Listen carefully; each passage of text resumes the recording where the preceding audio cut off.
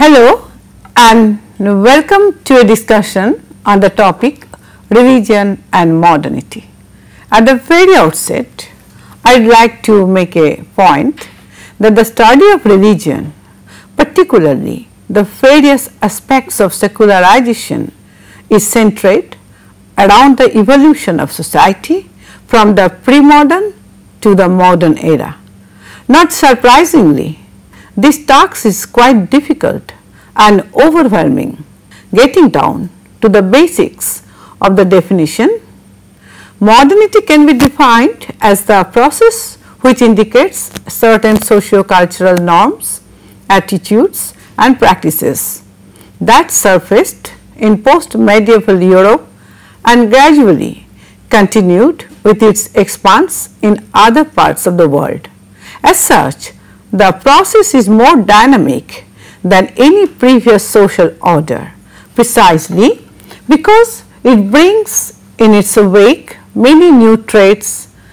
It involves a plethora of institutions which is grounded in the future rather than in the past, and therefore it becomes obvious that the amelioration of religion as well as of secularization becomes the focal point of this process, that is of modernity. In order to analyze the relationship between religion and modernity, it is necessary to take into account the growing amount of sociological work in this sphere. We have an interesting point to consider here. You see, religion did not fade into oblivion with the passage of time. Rather, we have witnessed the emergence of new forms of religious beliefs, particularly among the youth who are considered less religious than their elderly counterparts and are believed to have little connection to traditional religious beliefs. Studies have shown that in countries such as Italy, Poland and Ireland, where the church continued to exercise a dominating influence in all aspects of people's lives, the youth started vehemently rebelling against such indoctrinations and practices. This was in contrast to societies where the influence of church was declining, leading to the emergence of a belief in afterlife and an immanent God. We are not yet sure as to whether these transformations are permanent or not. However, it remains an important phenomenon to devote our attention to.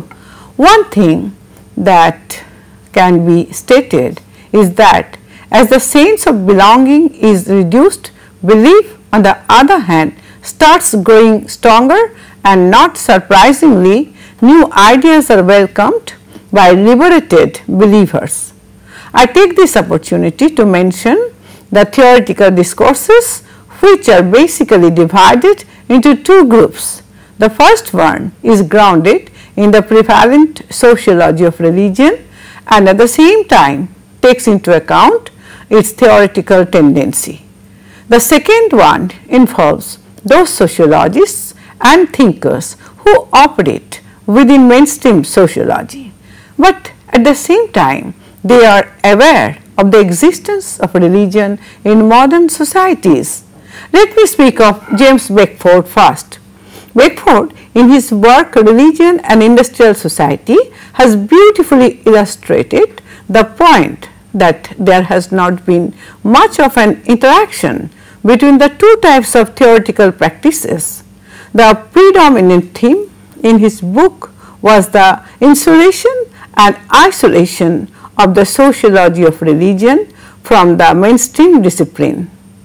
As is evident, these factors have relegated the religious aspect of social life to a marginal position and sidetracked its importance in the minds of most sociologists.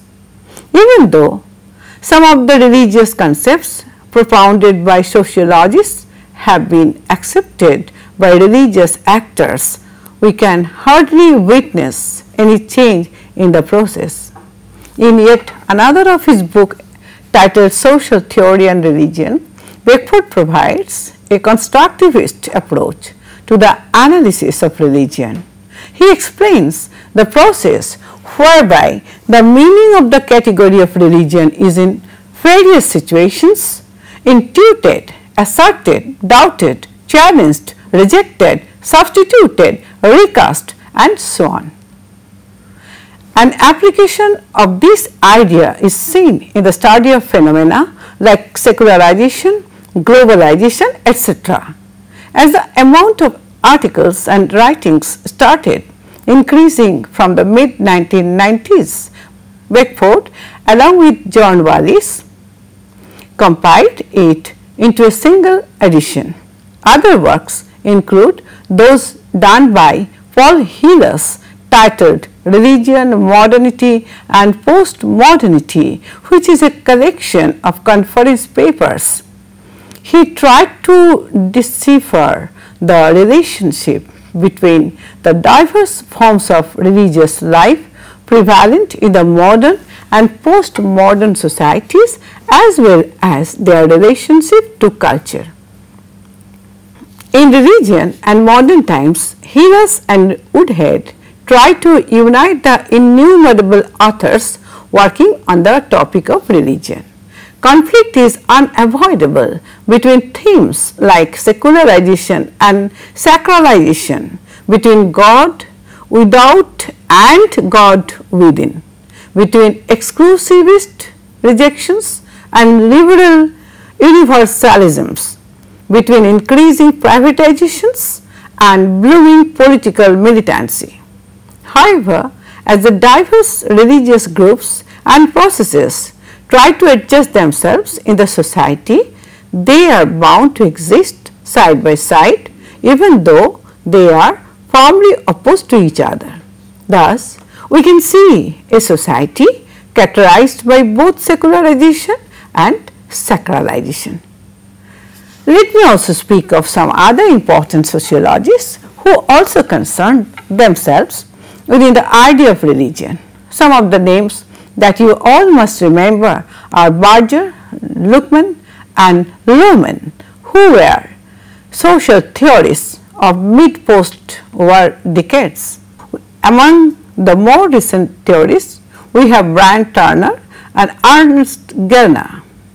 Even though Turner presents a theoretical analysis, Gellner provides an essay in which he tries to analyze Islam at the same time criticizing postmodernism.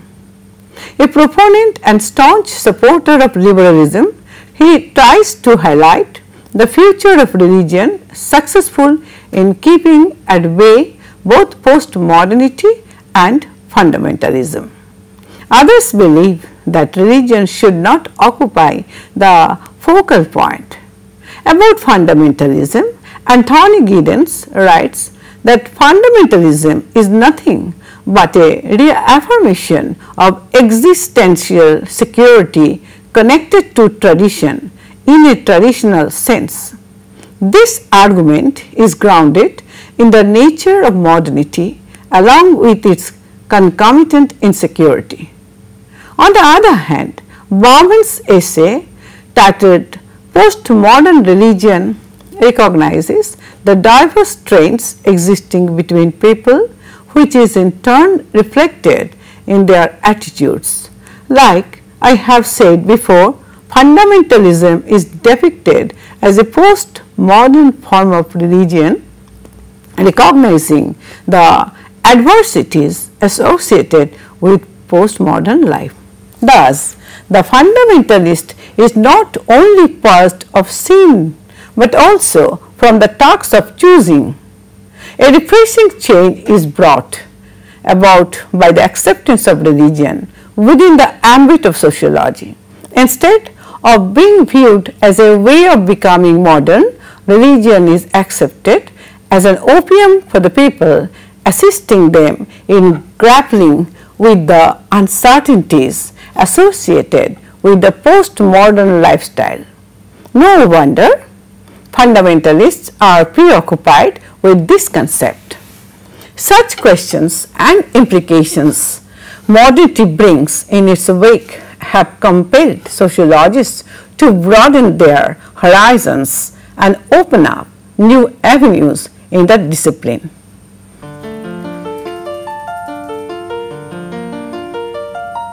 It is imperative to take into consideration European publications, as it was believed that it was in post-medieval Europe that the process of modernity initiated, leading to its subsequent development in different parts of the world.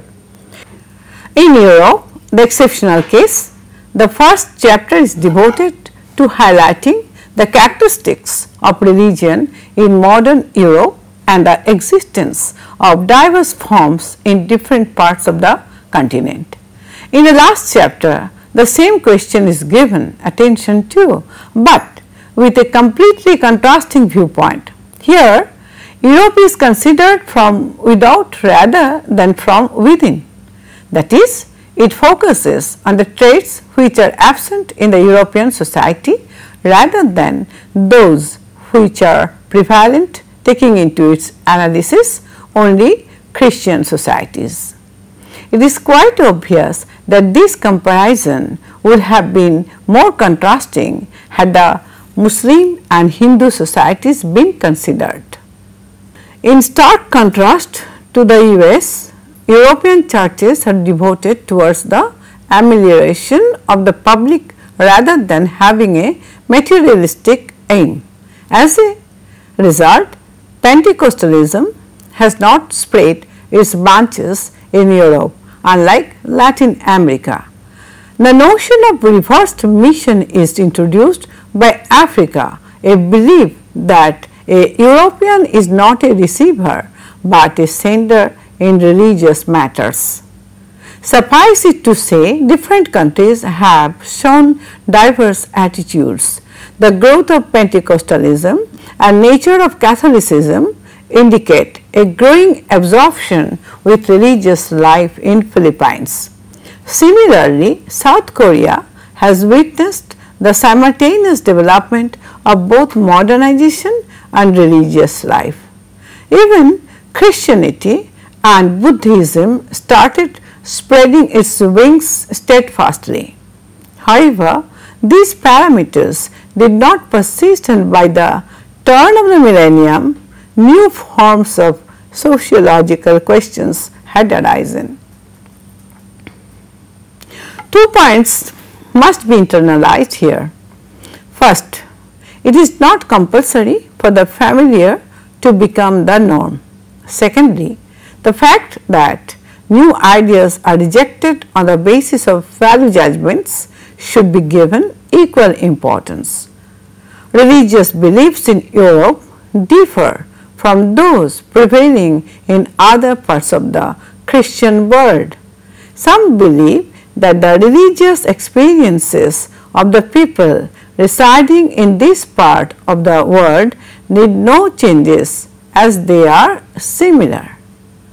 Others are of the opinion that these changes should not be allowed to occur because these lead to numerous problems.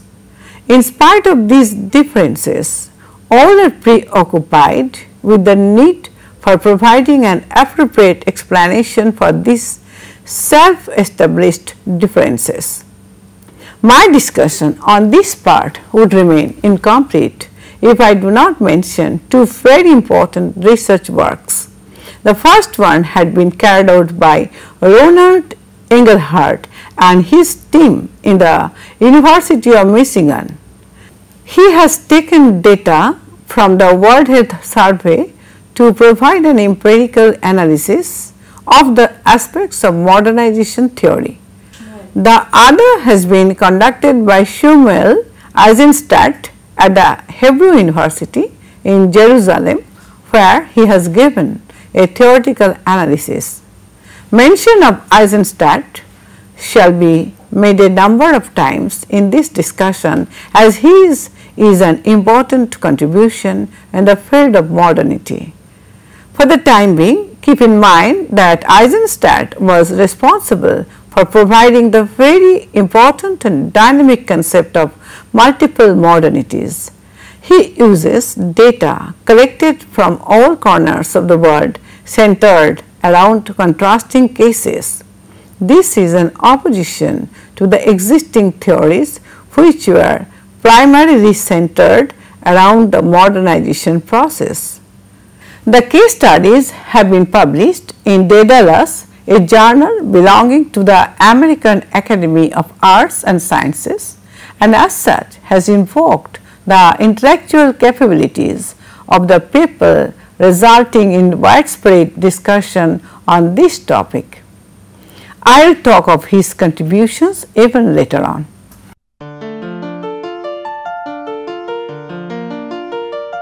Well, you might be aware of the fact that ideology is central to the theory of modernization.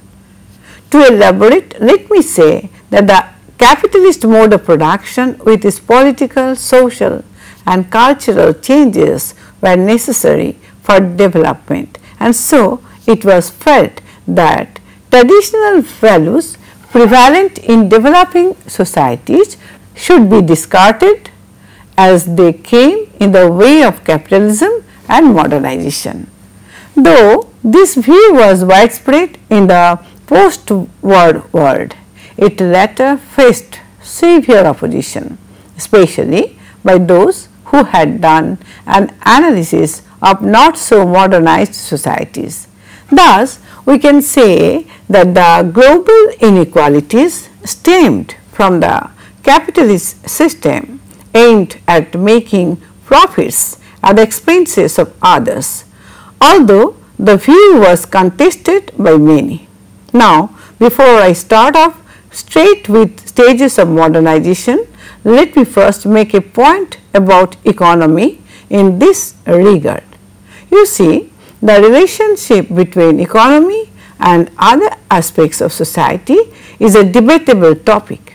Some theorists believe in the association of economy with changes in culture, social and political lives, while other dependency theorists believe that this relationship is random. In this context, let me now talk about the two stages that characterized modernization. The first being the transformation from a pre-industrial economy to an industrial economy, and the second being the post-industrial system characterized by service-based, information-oriented knowledge economy.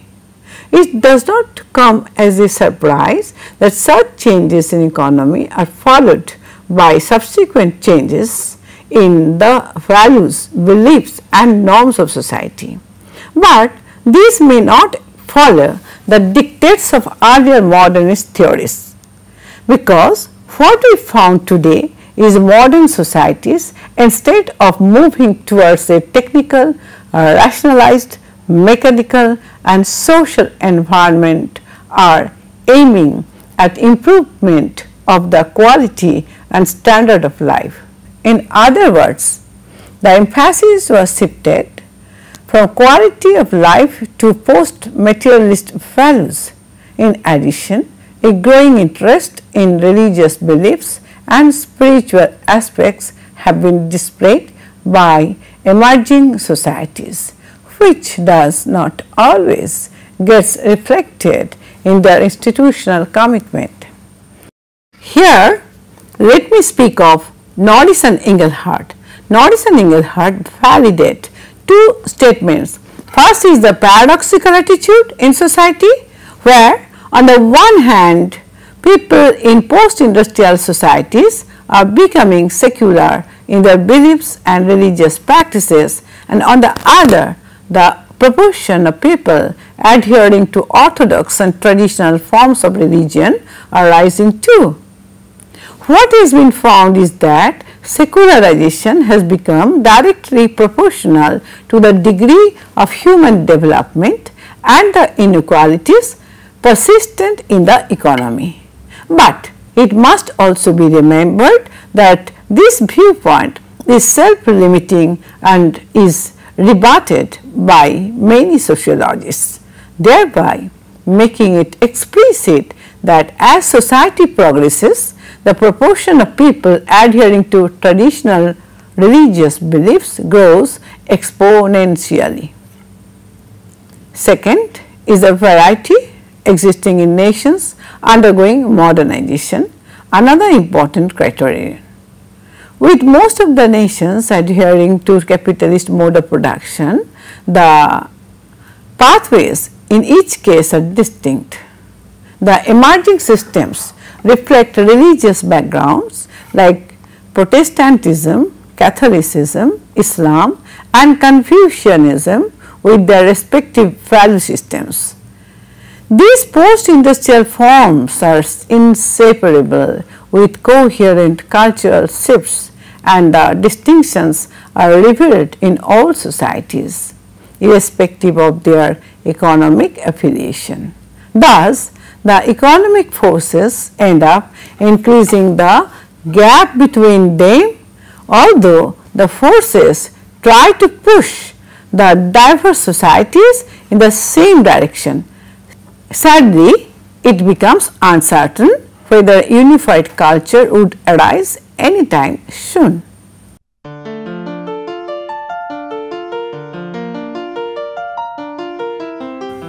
You might remember that I have already mentioned about Eisenstadt, the one who presents the facet of multiple modernity, previously explored by none. What Eisenstadt did was he studied the condition of the modern era along with its accompanying distinctiveness, while the classical sociological theorists like Marx, Durkheim and Weber and many others believed that Europe is at the central point of the process of modernization, and that traits of modernity prevalent in Europe would spread to the rest of the world, which would lose itself in the entanglement of its web. Eisenstadt, on the other hand, is against the idea that Europe is the epicenter of modernization and that all societies reflect traits of modernization only after Europe. According to him, the most apt way of comprehending the past and present of modernity is through visual images of it as a story of continual constitution and reconstitution of a multiplicity of cultural programs. Basically, modernity involves a radical transformation of society through human effort as hitherto believed. But there are contradictory notions as well.